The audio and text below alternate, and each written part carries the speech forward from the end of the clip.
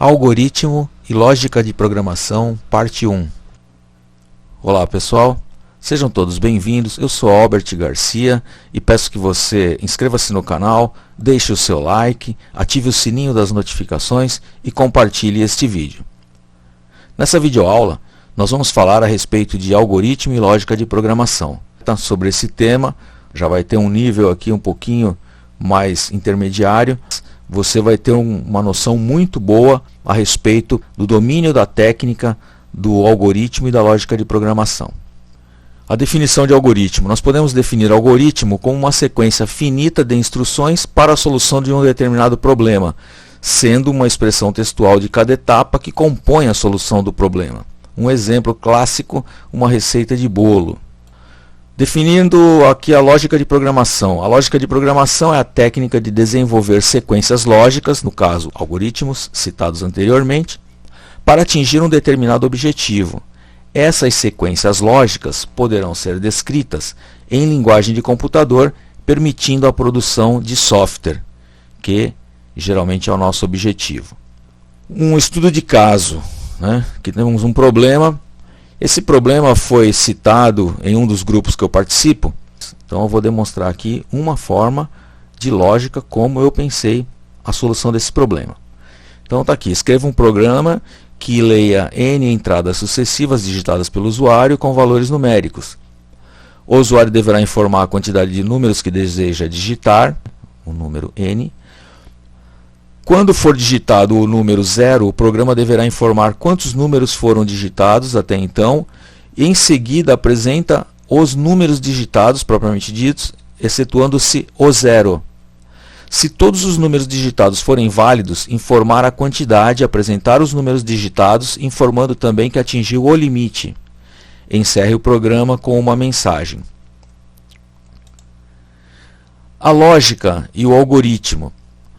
Toda receita ela precisa de ingredientes e no caso do nosso algoritmo, conforme a lógica que foi concebida, nós precisamos de uma variável numérica do tipo inteiro que represente a quantidade de entradas que o usuário pretende digitar, uma variável do tipo vetor, array, matriz ou lista para armazenar os números digitados pelo usuário, uma variável numérica do tipo inteiro que sirva de contador para auxiliar nas iterações da lista de números digitados pelo usuário. Estrutura de repetição while do. Uma variável do tipo booleana, true ou false, para controlar o fluxo da estrutura de repetição while do. Uma variável numérica do tipo inteiro, que seja instanciada a cada iteração na estrutura de repetição while do, que permita comparações e adicionar à lista os números válidos digitados. Uma estrutura de repetição for. Uma variável do tipo string, que é uma cadeia de caracteres, para a concatenação dos números e sua apresentação ao final do processamento. Exemplo, 5-9. A lógica e o algoritmo. Instanciar e ler um número inteiro. Vou precisar iniciar um array, informando previamente o usuário a fazê-lo. A declaração de uma lista vetor ou array ou matriz, iniciando sua capacidade com o número digitado. Informe ao usuário as regras do programa. Se o número digitado for 0, o programa apresenta a quantidade e os números digitados e encerra.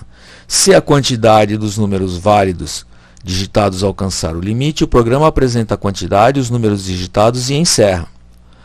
Inicie um contador com o valor 0. Aqui, pessoal, só um parênteses. Eu já estou falando aqui os passos. Aqui já é o algoritmo dentro da lógica. A lógica em si, se não ficou claro, só para a gente resumir, ela é essa técnica de produzir as etapas que são o algoritmo, ou os algoritmos. Então, dentro dessa lógica, você já vai começar a entender qual é o esboço do programa aqui que foi pensado. Então, inicie um contador com valor 0, inicie uma variável booleana com valor false. A variável do tipo booleana ela é o verdadeiro ou falso, né? É o true ou false. Inicie uma instrução while do com a condição da variável booleana como false, para continuar a próxima iteração ou sair do loop, no caso contrário. Durante as iterações, verificar se o número digitado é 0 ou se o limite for atingido. Então, na lógica, o que eu pensei, que eu precisava de uma variável boolean, né, do tipo booleana, para controlar se fosse 0 ou se o limite fosse atingido. Então eu tenho duas situações aqui que vão fazer com que o programa seja encerrado, não simplesmente quando a pessoa digitar o 0. Então, se o limite for atingido, também o programa precisa encerrar. E eu preciso também de fazer alguns controles quando isso acontecer. Um exemplo, quando for 0, eu não vou incrementar o contador em 1. Mas quando cada número digitado for válido, eu incremento o contador. E é assim que eu vou controlar o que precisa ser controlado dentro da nossa proposta aqui, do nosso problema. Vou iniciar uma variável do tipo string com vazio. O valor dessa variável então será vazio, ou seja, ela começa com nada, né? Nenhum caractere. Inicio uma estrutura de repetição do tipo for. É para, início até fim, incrementa em x quantidade. No nosso caso vai incrementar em 1.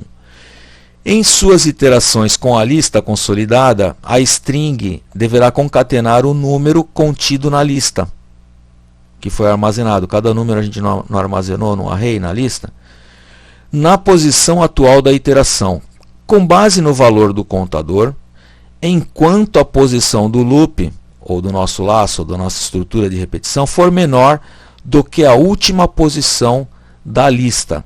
Concatena-se a string com o número digitado mais esse tracinho aqui. Obviamente, quando ele for o último da lista, eu não vou concatenar com esse tracinho, né, porque não haverá um próximo número. E ao final, apresentar o resultado, a string já consolidada, né, toda montadinha ali durante as iterações do for. O diagrama de blocos é uma ferramenta que nós devemos utilizar. Muito programador evita, não utiliza ou não sabe, mas dominar a utilização dessa ferramenta é muito importante. Por quê? Ela corresponde à representação gráfica do algoritmo e ela vai facilitar a implementação do código do nosso programa. Aqui está um exemplo de um pequeno trecho desse programa que nós estamos falando aqui.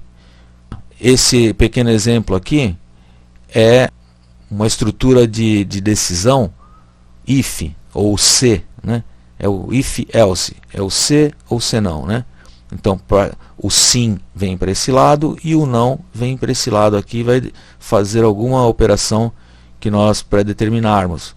Então está aqui um exemplo: se o contador for igual a número menos 1, ele vai dizer que atingiu o limite, né? Vai atingir o limite e vai mostrar aqui em que valor está o contador, vai mandar parar, vai dizer que parar agora é true, né? Ou seja, no caso de um laço, aqui ele já sairia do laço, ele vai para fora do laço e encerra as iterações naquele laço. Aqui eu vou incrementar o contador, contador igual a contador mais 1, ou contador mais, como em algumas linguagens é permitido. No caso de ser número válido e não chegou ainda no último número, contador vai ser incrementado, é a única coisa que eu vou precisar fazer, né? Então, no caso parar continua como false, né? Então eu não altero nada. E esse aqui é um exemplo de um diagrama de blocos que vai ser utilizado. Em seguida, de posse do diagrama de blocos, eu vou ter uma visão mais clara. Eu posso escolher qualquer linguagem de programação e implementar o meu código a partir daquele gráfico, né? Então, aqui, por exemplo, é um trechinho do código do nosso programa que vai ser mostrado em seguida, né?